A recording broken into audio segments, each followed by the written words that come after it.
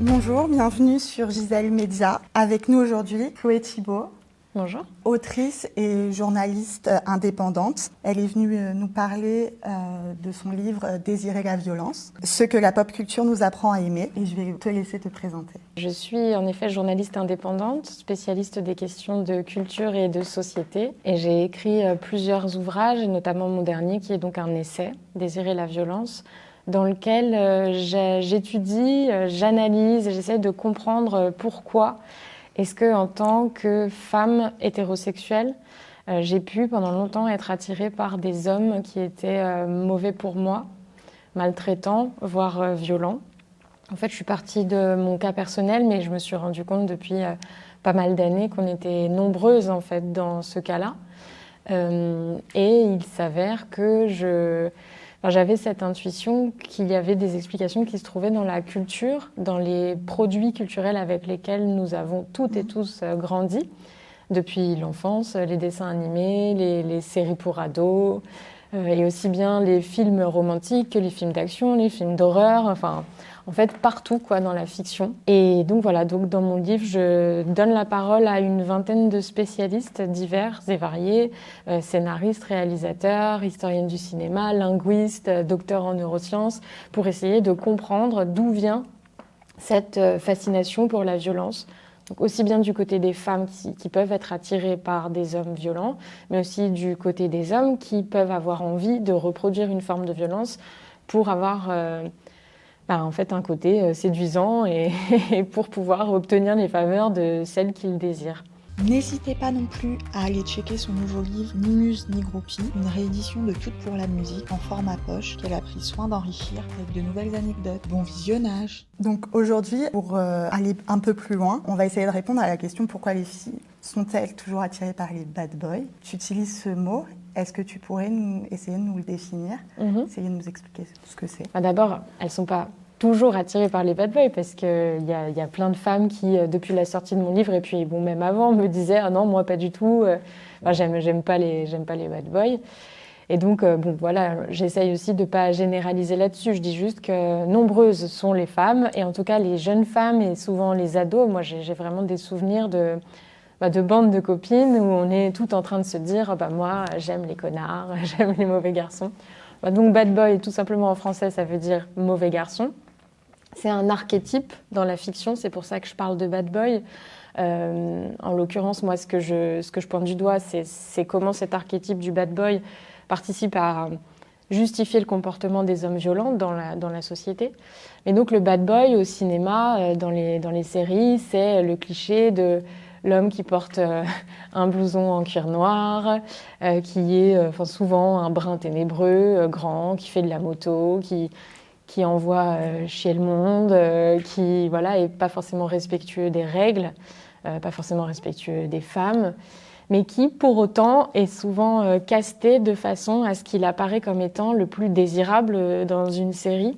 Et puis au fil de l'intrigue ou dans les séries au fur et à mesure des saisons, on s'aperçoit aussi que très souvent les scénaristes humanise cette figure du bad boy en expliquant pourquoi est-ce qu'il est mauvais. Et la plupart du temps, ce sont des explications un peu psychanalytiques. Il a manqué d'amour durant son enfance, son père était absent, sa mère ne lui dit pas « je t'aime » ou bien sa mère est décédée.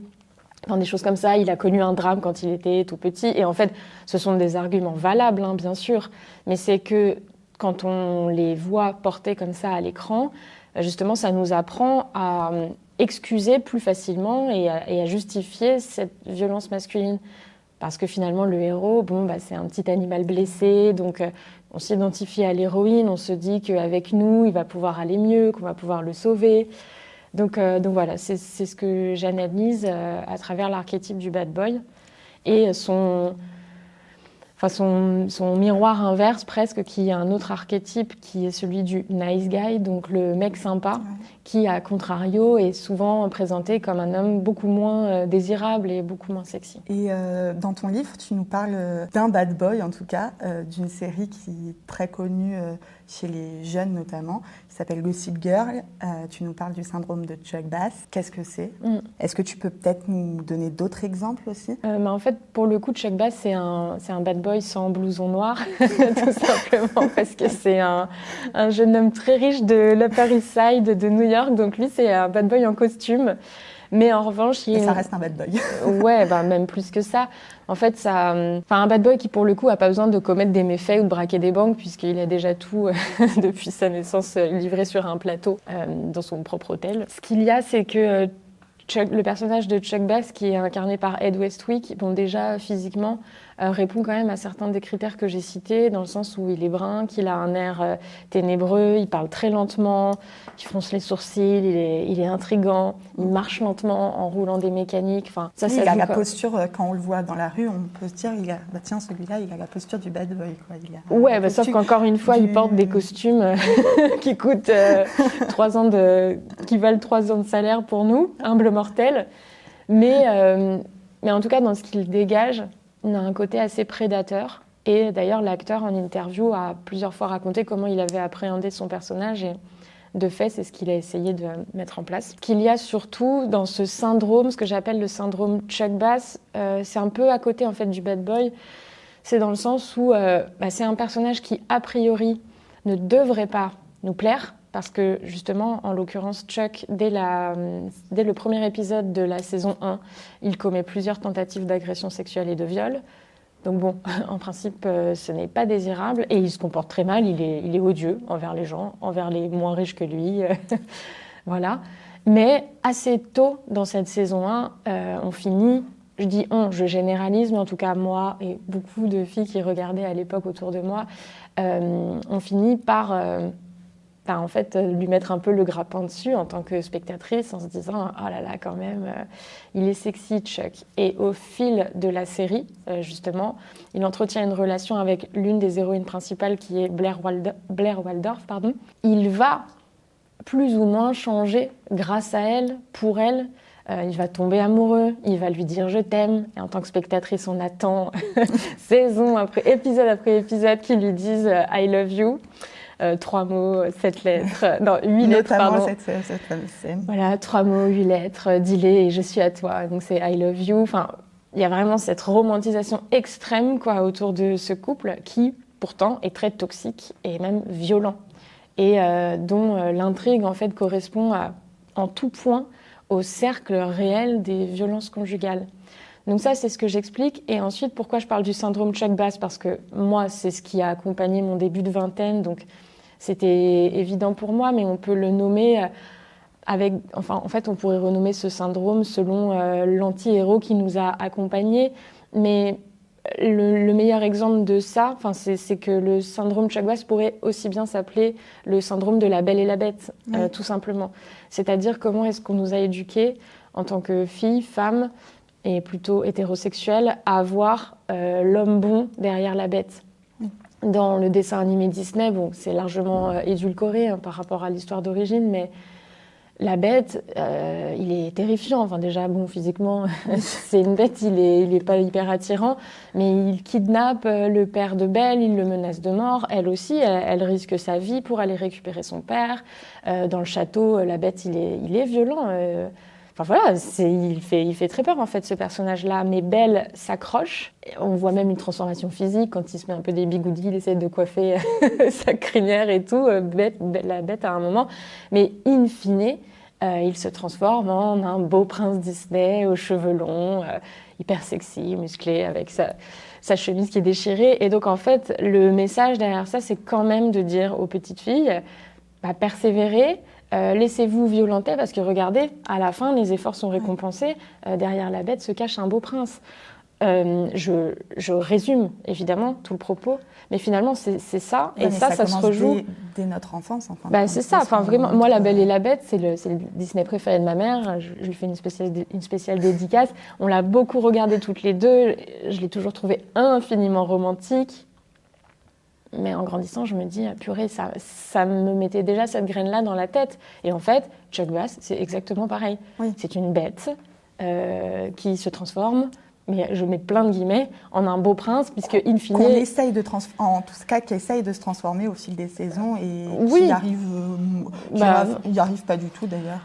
C'est pour ça que je disais plus ou moins, mais avec beaucoup de moins. Mais en tout cas, à la fin, il se marie et ils ont des enfants, Blair et lui. Donc, on est toujours sur cette morale-là.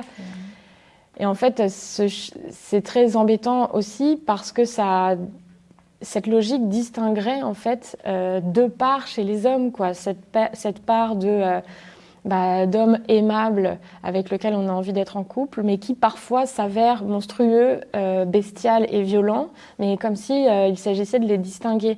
Et ça, c'est un discours qui est très présent quand on entend celui des hommes violents, de dire non mais j'étais pas vraiment moi-même, c'était une crise. Or, bon, c'est qu'un seul et même homme, en fait. Ouais, voilà. Ça enlève pas ce qu'il a fait avant et ça enlève pas ce qu'il fera sûrement après. Pour revenir sur Chuck Bass, j'avais vu, moi, un chiffre qui m'avait frappé, c'était que 72% des téléspectatrices en 2011 considéraient Chuck Bass comme leur personnage préféré, comme quelqu'un d'attirant. Elles souhaitaient être avec une personne qui ressemblait à Chuck Bass.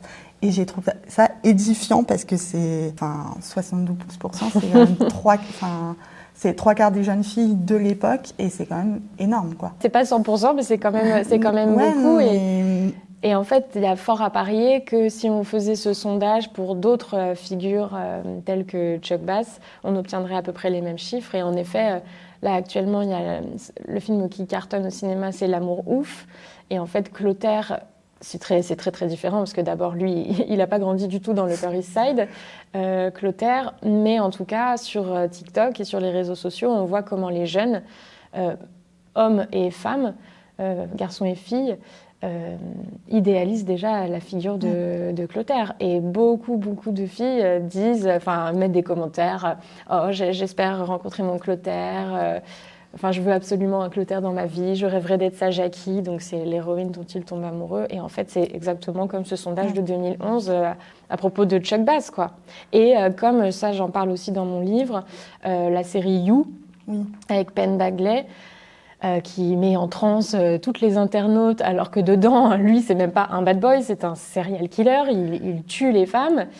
Et l'acteur lui-même, à un moment, avait exprimé son mécontentement en disant « Mais les filles, on va peut-être se calmer, en fait. Mon personnage tue des gens. C'est un serial killer. Le but, c'est pas d'être sexy et que vous fantasmiez sur lui. » Mais je comprends la colère de l'acteur, mais en même temps, c'est un peu hypocrite. Gossip Girl. Enfin, on a aussi l'image de ce personnage-là dans Gossip Girl. Bah oui, c'était Dan. Qui était considéré comme un personnage gentil. C'est censé être le nice guy de base. Oui. On ne spoil pas trop pour les personnes qui n'ont pas tout vu. Mais en tout cas, on a de la sympathie quand même pour lui parce que dans Gossip Girl, entre guillemets, encore une fois, parce que c'est plus complexe que ça, mais il avait le bon rôle, le beau rôle.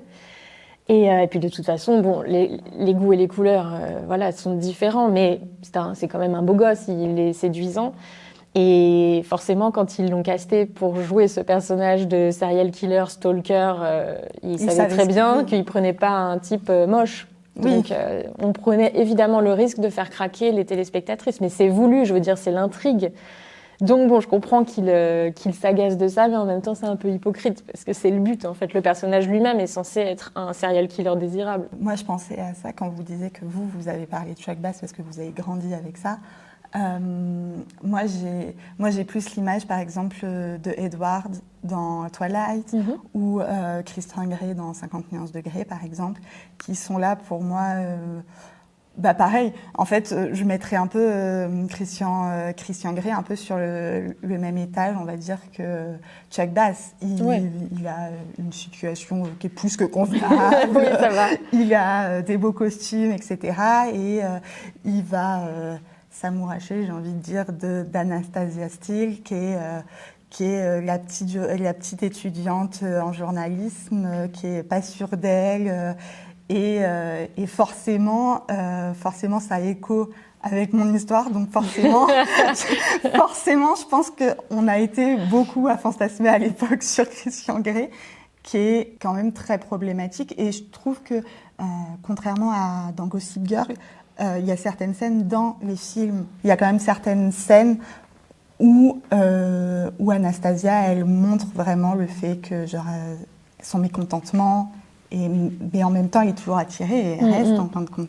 Et donc, je pense qu'il y a quand même une emprise psychologique qui se passe et qui fait que la personne reste avec cette personne, quoi, malgré la toxicité de celle-ci. Dans mon livre, je parle évidemment de 50 nuances de Grey et de Twilight. Ces références-là m'ont nourrie. Bon, ce qu'il y a, c'est que 50 nuances, c'est quand même plus axé sur la sexualité, malgré tout.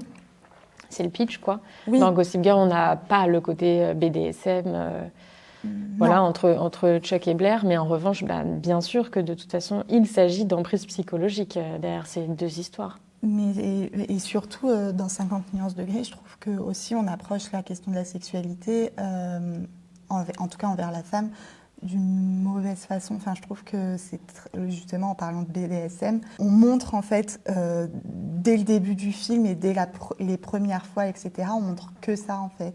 Et je trouve qu'une sexualité peut se passer comme ça, mais aussi peut se passer autrement. Et je pense que ça aurait été bien aussi d'en parler, mais c'était pas le sujet c'était ni le sujet du livre ni le sujet du film. Voilà, c'est-à-dire que bon, si on est là pour chercher une sexualité plus traditionnelle, c'est clairement pas l'œuvre qu'on doit lire ou regarder. Justement, les personnes qui avaient une quinzaine d'années, 15-20 ans à l'époque, je pense qu'elles se sont mises dans la tête que peut-être que ça devait se passer comme ça leur première fois, alors que pas forcément. Après, pour le coup, 50 nuances, le public cible, c'était quand même pas les ados. Hein. C'était plus... bon, je déteste l'expression, mais la ménagère, ça, d'ailleurs, on l'utilise plus, mais c'était plus les mamans quand même. C'était aller dévergonder un peu la femme mariée, la maman. C'est là actuellement la dark romance, donc qui s'inscrit quand même dans cet héritage-là, qui commence à dater un peu, vise beaucoup plus les plus jeunes et les ados.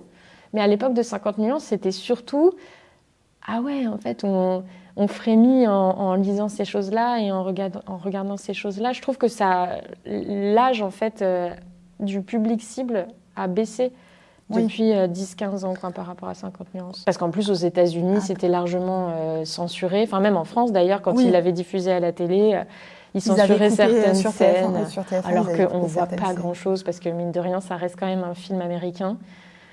Donc, c'est pas très explicite malgré tout, quoi, les images.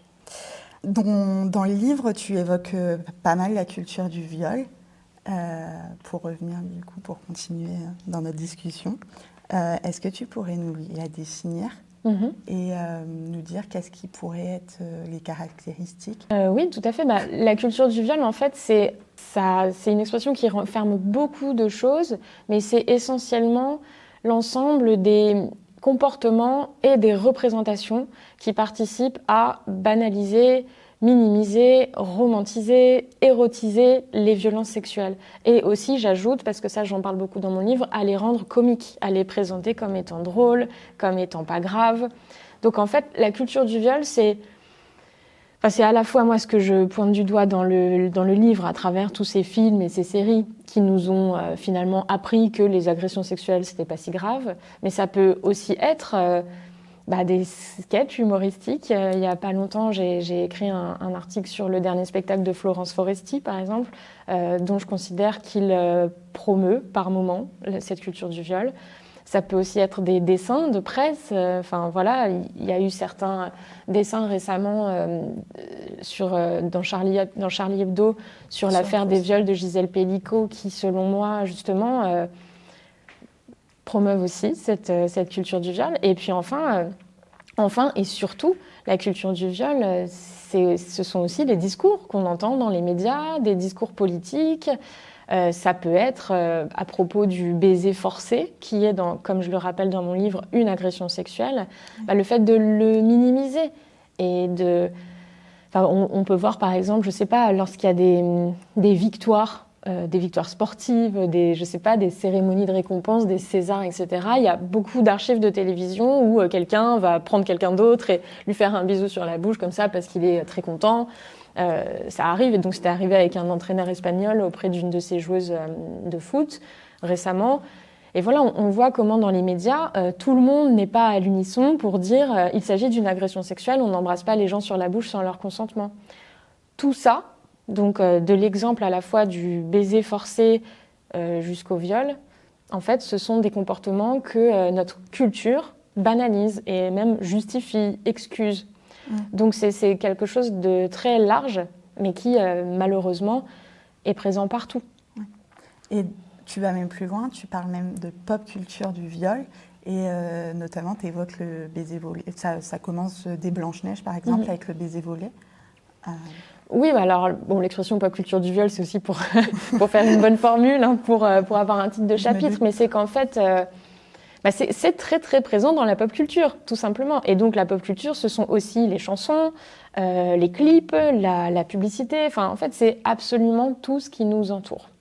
Et moi, je parle aussi dans l'introduction de mon livre des violences amoureuses, ce qui permet en fait d'aller au-delà des violences sexuelles, c'est-à-dire les violences aussi affectives, les violences relationnelles, les violences dans la séduction, en fait tout ce qui est là du début à la fin d'une histoire entre deux personnes. Donc c'est ce que je nomme les violences amoureuses. Et donc oui, en effet, l'un des exemples les plus parlants, parce qu'on a toutes et tous une image qui va nous venir en tête, c'est en effet celui des baisers, qu'on appelle baisers volés, mais improprement, parce que c'est baiser forcé, et surtout, c'est une agression sexuelle, c'est caractérisé comme étant une agression sexuelle. Et cet exemple, il est utile, parce qu'en effet, dans les dessins animés de notre enfance, dans les contes de fées, on retrouve cette imagerie quoi, de la princesse endormie, qui est embrassée pendant son sommeil par un prince qui vient la sauver de son état végétatif pour lui faire accéder au bonheur suprême qui est évidemment le couple hétérosexuel. Et c'est assez terrifiant de se rendre compte du fait qu'aujourd'hui, avec une affaire comme celle des viols de Gisèle Pelicot, qui a été violée par des dizaines et des dizaines d'hommes pendant son sommeil, en fait, visuellement, on se rapproche de ce genre d'image, en fait, d'une femme qui dort et à qui on s'autorise, en fait, à faire ce qu'on veut. Et est-ce que tu crois que dans les films, en tout cas, on va parler des Disney, est-ce que tu penses que ça a évolué, cette vision-là, dans les derniers Disney qui sont sortis? Oui, est-ce que tu penses que la question, elle a évolué? Je pense que toutes les formes de violence et de discrimination, aujourd'hui, sont un sujet chez Disney. Et c'est chouette, parce qu'évidemment, moi, je défends dans mon travail, et à titre personnel, un féminisme intersectionnel. Donc, c'est-à-dire qui prend en considération non seulement la question du sexisme, mais les autres, le racisme, la grossophobie, le validisme, tout ça, en fait, pour produire une culture qui soit plus inclusive. Donc oui, les studios Disney Pixar font quand même un sacré boulot depuis plusieurs années. Ils ont mis en place des warnings d'ailleurs sur certains films. Oui, bien sûr. Sur la plateforme Disney+, maintenant on a des panneaux d'information au début de Disney plus anciens. Et je trouve que ce sont des bonnes mesures. Parce que moi, le but de mon livre, d'une façon générale, c'est absolument pas de défendre la cancel culture et de dire qu'il faut brûler nos VHS pour les personnes qui étaient nées, ou nos DVD ou nos Blu-ray, ou en tout cas nous débarrasser de tout ça, ou alors décrocher les toiles des musées, déboulonner toutes les statues, etc. Ce débat-là, quoi, sur ce que a priori voudraient les infâmes wokistes de la cancel culture. Moi, c'est pas du tout ce que je propose. Ce que je propose, c'est qu'on contextualise vraiment les œuvres pour, en tout cas chez les plus jeunes, mais même les moins jeunes, qu'on ait les outils capables d'éveiller notre esprit critique face à une œuvre. Parce que, voilà, ce que j'explique, c'est qu'on n'est pas complètement passif devant une œuvre, et d'ailleurs, on n'est pas non plus imperméable à ce qu'on voit. Ça a un effet sur nous et ça participe largement à nous construire. Donc, oui, c'est quand même chouette si au moins dans les dessins animés pour enfants, on ne transmet pas des valeurs qui soient sexistes, racistes, homophobes, transphobes, etc. Et je pense même, parce que là tu parles beaucoup d'art visuel, je pense même qu'il y a une chose à faire aussi au sein de la musique, notamment au sein dans le rap et dans la partie R&B. Je vais être obligée de te contredire sur ça. D'accord. Parce que c'est un argument qu'on entend beaucoup directement dans le rap et dans le R&B. Mais en fait, les violences sexistes et sexuelles, elles sont présentes dans tous les genres musicaux. Oui. Pour le coup, moi j'ai écrit un autre livre sur le sexisme dans la musique. Donc j'ai étudié ça de près. Et en fait, dans le rock'n'roll, c'est une catastrophe. Il y a par exemple une chanson des Beatles qui s'appelle Run for Your Life, où en gros ils disent cours, sinon on va te tuer, quoi, à une fille. Enfin, une autre où ils comparent les femmes aux journaux, qui en fait, dès le lendemain, n'ont plus aucune valeur parce que c'est les journaux d'hier. Et donc les filles, c'est pareil. La fille d'hier, je la jette et j'en prends une nouvelle. Enfin, et ça, c'est vraiment juste 2 exemples. AC/DC, c'est une catastrophe. Rammstein, c'est une catastrophe. Et en plus, il y a des histoires de MeToo. Enfin, donc par exemple, le rock, c'est très très compliqué. Et puis la chanson française est truffée de chansons qui sont parfois bien plus graves dans les propos que des chansons de rap. Donc, attention, parce que... non, je plaisante, tu penses bien ce que tu veux, mais je veux dire, c'est un discours qu'on entend beaucoup de la part des générations plus anciennes que nous, en disant « Ah bah ouais, le rap, c'est drôlement violent. Hein. » Mais c'est qu'en fait, même cette réaction, elle est aussi classiste, c'est-à-dire que... en fait, ça revient à dire que le problème, il n'est pas chez les vieux hommes blancs bourgeois, il est vraiment chez les jeunes noirs de banlieue qui font de la musique de sauvage. Évidemment, je caricature, mais c'est faux.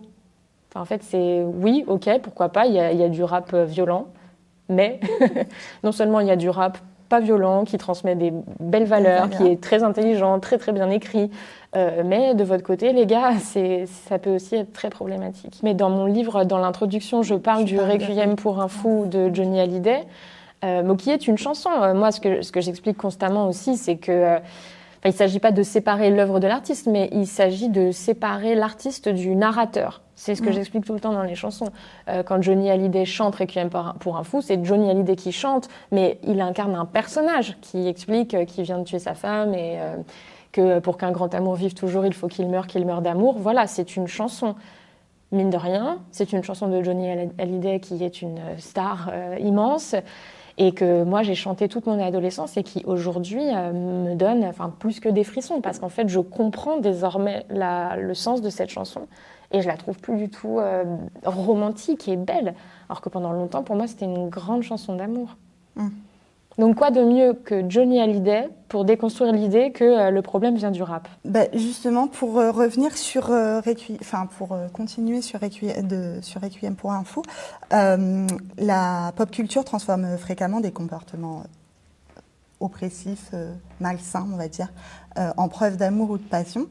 À ton avis, pourquoi les réalisateurs ils choisissent de partir sur ce genre de film? Et qu'est-ce qui est problématique, en fin de compte? Ce qu'il y a, c'est d'abord, tout le monde ne se rend pas forcément compte que telle situation est problématique ou non. On le voit très bien, de toute façon, dans les débats publics et même dans les critiques de films. Certaines personnes vont trouver quelque chose de très romantique et désirable et d'autres pas du tout. Enfin, ça se saurait, quoi, si aujourd'hui l'humanité entière s'était mis d'accord sur ce qui est condamnable ou pas, malheureusement. Donc, par exemple, pour revenir à l'amour ouf, quand Gilles Lellouche écrit... d'ailleurs, c'est une histoire qui existait déjà, mais décide de réaliser ce film-là, pour lui, j'imagine qu'il raconte, que dans sa tête, il se dit qu'il raconte une belle et grande histoire d'amour. Pour beaucoup de spectateurs, c'est ça qu'ils sont allés voir. Oui. Moi, quand je vois le film... Mon moi adolescent adore et adhère à ce couple-là et à cette histoire. Je ne vais pas dire que je n'ai pas pris de plaisir devant le film.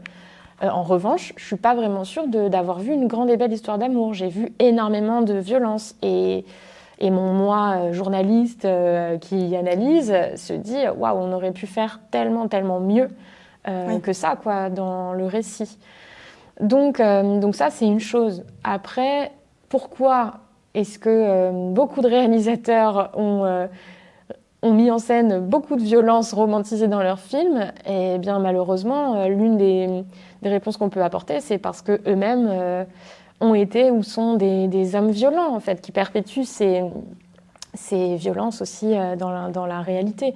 Il y a beaucoup de femmes, beaucoup d'actrices qui ont pris la parole sur les conditions de tournage, sur les coulisses, sur les histoires qu'elles ont eues avec des réalisateurs et en fait qui en témoignent.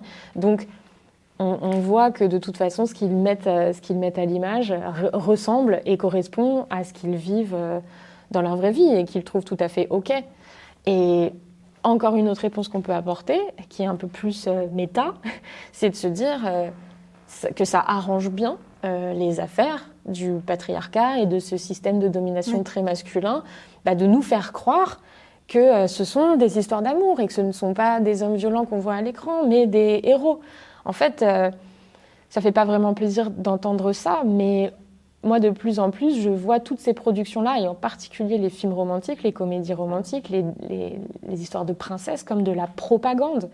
De la propagande pour le couple hétérosexuel traditionnel, et donc violent, parce que insinuant une domination masculine vis-à-vis du genre féminin. Enfin, voilà, c'est vraiment ce qu'on cultive depuis la nuit des temps dans la fiction, majoritairement. Donc répondre en une seule phrase à ta question, c'est difficile, parce qu'il y a plein de réponses possibles, et il y a aussi celle-ci, qui est que ce sont des recettes qui fonctionnent.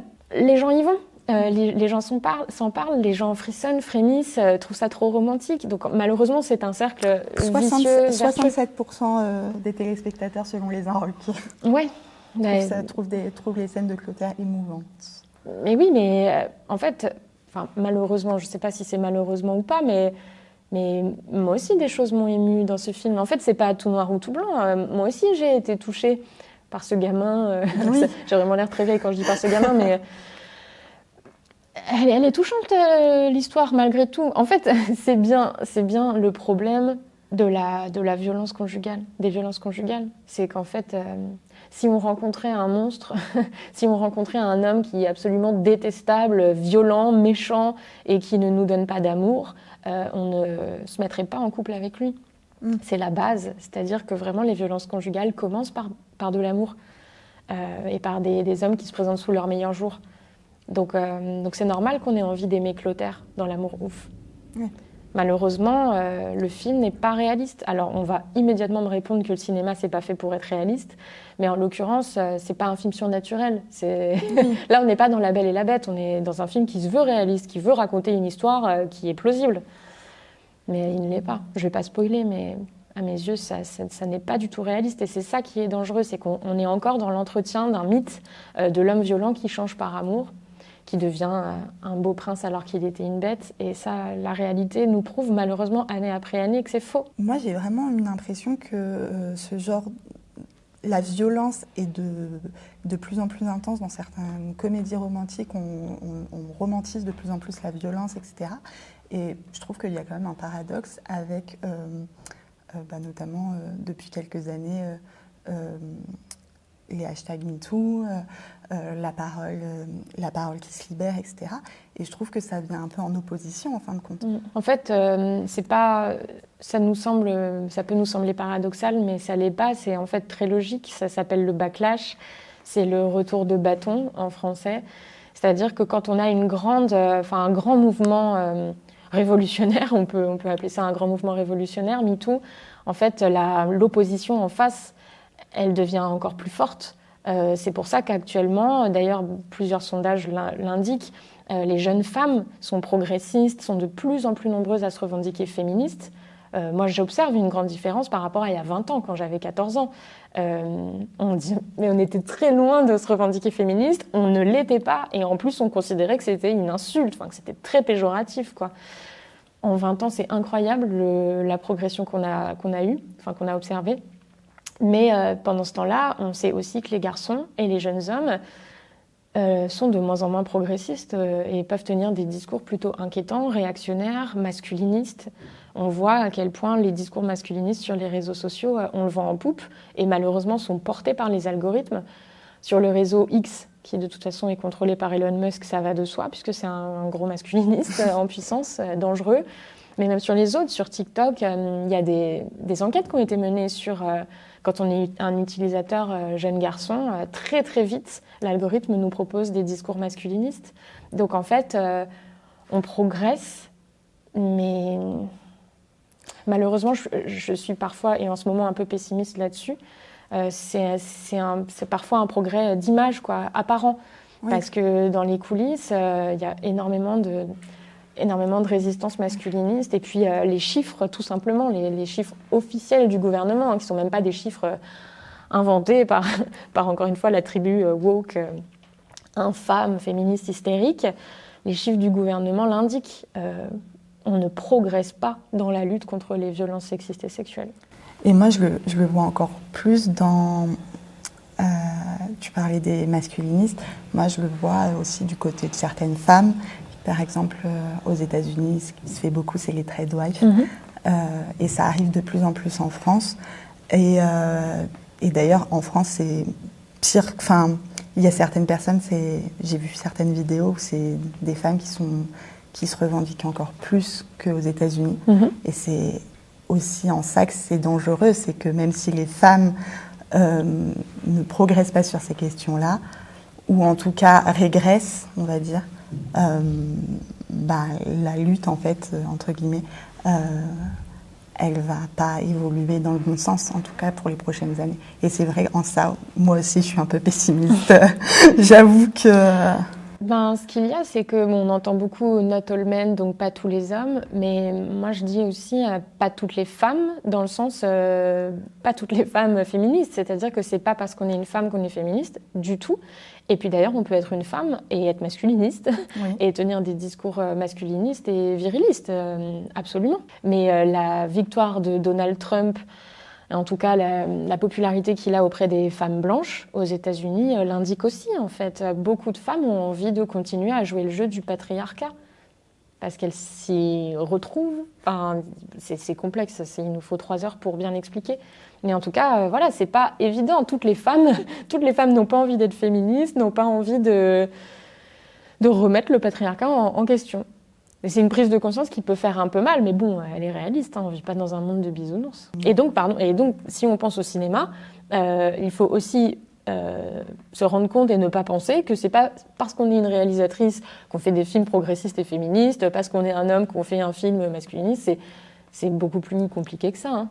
Il y a des femmes qui sont pas du tout woke dans leur production culturelle. T'as un exemple de film, par exemple, en tête? En fait, là, c'est même pas tellement des films, enfin, c'est même pas des exemples, je veux dire, où pendant 1h30, ce serait une catastrophe. Mais puis j'essaie de pas taper sur les doigts en priorité, justement, de femmes scénaristes et réalisatrices. Mais j'ai en tête plein de plans, par exemple, qui sont très male gaze. Donc le male gaze, c'est le regard masculin et ce qu'on met en scène pour plaire au regard masculin. Je veux dire, des plans de femmes morcelées, filmées de bas en haut au ralenti, avec des gros plans sur leurs seins et leurs fesses. J'en ai vu dans plein de films de femmes.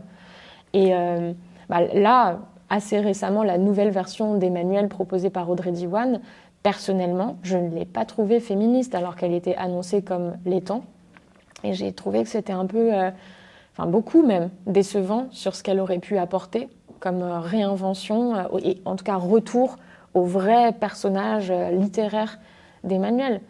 Donc le pari en fait de réinventer ces représentations hommes-femmes et de se débarrasser de la culture du viol à l'image, il est difficile à relever, mais il demande à toutes et tous, réalisateurs et réalisatrices, d'être moins paresseux et d'inventer des nouveaux schémas amoureux qui nous fassent rêver, fantasmer, qui nous excitent sans qu'ils reposent sur la violence. Il y a aussi, dans certains films, la normalisation des féminicides. Est-ce que tu penses que dans certains films, ça aurait pu être fait autrement pour justement ne pas montrer ce biais? Et est-ce que tu penses que ça a un lien à l'augmentation des féminicides ces dernières années forcément avec la violence qu'augmente dans certaines productions? Je commence par la fin de ta question. Non, là clairement, déjà la violence, là j'enfonce vraiment 3 portes ouvertes en même temps. La violence a toujours existé. Je veux dire, elle est en l'homme avec un grand H, même si elle est en l'être humain. Comme ça, je suis inclusive. Les féminicides, des hommes qui tuent des femmes parce qu'elles sont des femmes pour des raisons différentes, ça a toujours existé. Et je pense que là, pour le coup, on n'a vraiment pas besoin de chansons ou de films pour connaître ça, en fait, malheureusement. Maintenant, ce qui est absolument banalisé à l'écran, et puis surtout dans le polar, le thriller, le film d'horreur, ce sont des morts de femmes, voilà, juste pour mettre un peu de piquant et pour faire avancer l'intrigue. C'est-à-dire que la plupart, en tout cas, je sais que ça évolue un peu parce qu'il y a des personnages qu'on essaie de rendre féministes, tu vois, sur TF1, dans les policiers et tout. Mais en tout cas, la plupart du temps, moi, quand j'étais plus petite et que je regardais les feuilletons policiers de la télé, ça commençait par un meurtre de femme, viol, meurtre de femme. On voyait des corps complètement décharnés, démembrés, mais toujours des bouts de tétons, quoi, par-ci, par-là. Enfin, on utilisait vraiment ça comme un prétexte pour faire démarrer les scénarios. Dans les films d'action aussi, très souvent, évidemment, c'est un héros masculin principal qui se venge parce qu'on a fait du mal à sa fille, sa femme, sa sœur. En tout cas, parce qu'une femme a été maltraitée, agressée, violée, tuée, le héros masculin, lui, il va la venger. Et en fait, il arrive à se faire valoir à travers le sacrifice de femmes qu'on voit même pas à l'écran, parce que de toute façon, elles sont déjà plus là. Donc en fait, ça, c'est un ressort qu'on retrouve énormément. Et le fil rouge de mon livre, c'est Kill Bill. On voit très bien comment, en fait, dans Kill Bill, le personnage que j'ai très longtemps trouvé badass de Béatrice Kiddo, en fait, est badass parce que elle a été multi-victime du patriarcat et de Bill lui-même, quoi. Donc, en fait, violenter les femmes à l'écran, et a fortiori d'ailleurs des personnages de femmes très stéréotypés, donc notamment les travailleuses du sexe, malheureusement, c'est quelque chose qui est utilisé depuis le début, quoi. Depuis le début du cinéma. Moi, je voulais parler d'une partie qui, pour moi, fait partie de ma pop culture à moi, et je pense que beaucoup de personnes, en tout cas ces 20 dernières années, c'est la télé-réalité. On a vu que la télé-réalité montrait aussi beaucoup des stéréotypes de la culture du viol, des bad boys également.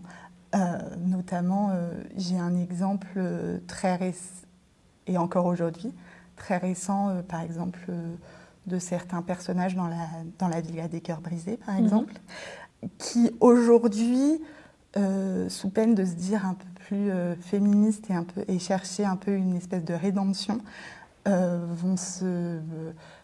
vont essayer de chercher à se faire plaindre, en fait. Et donc, je pense que ça accentue encore cette toxicité autour du personnage. Ils vont essayer de dire, oui, mais moi, je sais que je suis toxique, j'ai envie de changer. Et en fin de compte, sur 3 mois, on va dire, de tournage, ça ne change pas. Donc, je voulais vraiment avoir ton avis parce que je pense que tu as grandi aussi avec toute la partie, le début de la télé-réalité, en fin de compte. Je suis une ancêtre, moi. J'étais déjà là. Mais oui, c'est vrai, de toute façon, moi, j'ai vraiment connu en tant que... Enfin, je commençais mon adolescence quand la télé-réalité est apparue en France. Donc, je suis vraiment la génération qui a tout suivi de près. Et c'est quoi, toi, ta perception sur cette question-là ? Est-ce que déjà, pour toi, la télé-réalité fait partie de la pop culture ? D'abord, mon réflexe de journaliste sera de renvoyer les personnes que ça intéresse vraiment vers l'ouvrage de consoeurs qui ont vraiment travaillé sur la question, donc notamment Valérie Rey-Robert, qui a écrit un essai sur le sexisme à l'écran pendant la télé-réalité, et Constance Villanova, qui est... Vivre pour les caméras, je crois que c'est ça le titre. Qui est très bien d'ailleurs. Chez Lattès. Donc voilà, elles par exemple, ce sont les 2 noms qui me viennent sur la question de la télé-réalité qu'elles ont très bien étudiée.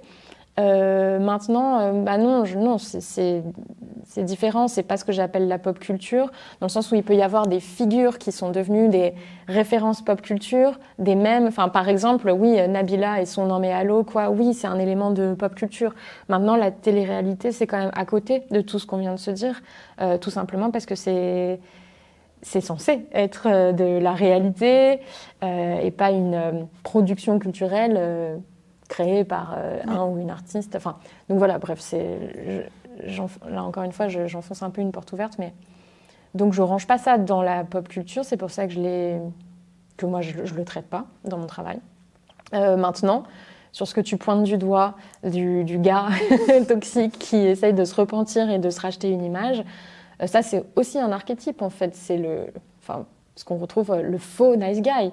En fait, le gars qui, justement, récupère tout ça pour essayer de montrer patte blanche, pour être accepté, pour aussi tirer des bénéfices du fait d'être celui qui se remet en question, qui essaye de se déconstruire. La plupart du temps, ce sont des arnaques, ces personnages-là.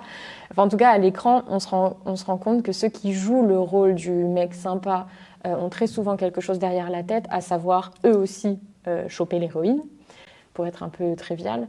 Et dans la vraie vie, malheureusement, ça se confirme aussi. Enfin, je sais que ça fait vraiment pas plaisir à entendre, mais je le dis beaucoup, dans la vraie vie, les hommes violents ne changent pas. enfin, quand on s'intéresse de près, quoi, aux hommes qui ont commis des violences, qui ont été condamnés ou non, au cercle de parole pour hommes. Non, enfin, en fait, c'est une illusion de faire croire aux femmes qu'un homme qui a été violent avec elles va, du jour au lendemain, devenir quelqu'un de super respectueux qui ne leur fera plus de mal. Ça demande un travail immense de thérapie, en fait. Et puis parfois, c'est même plus qu'un travail de thérapie, quoi. Parfois, c'est une lutte contre des addictions. Enfin, souvent, c'est une lutte aussi contre des addictions. Donc, j'imagine que j'ai un peu en tête les personnages auxquels tu fais référence.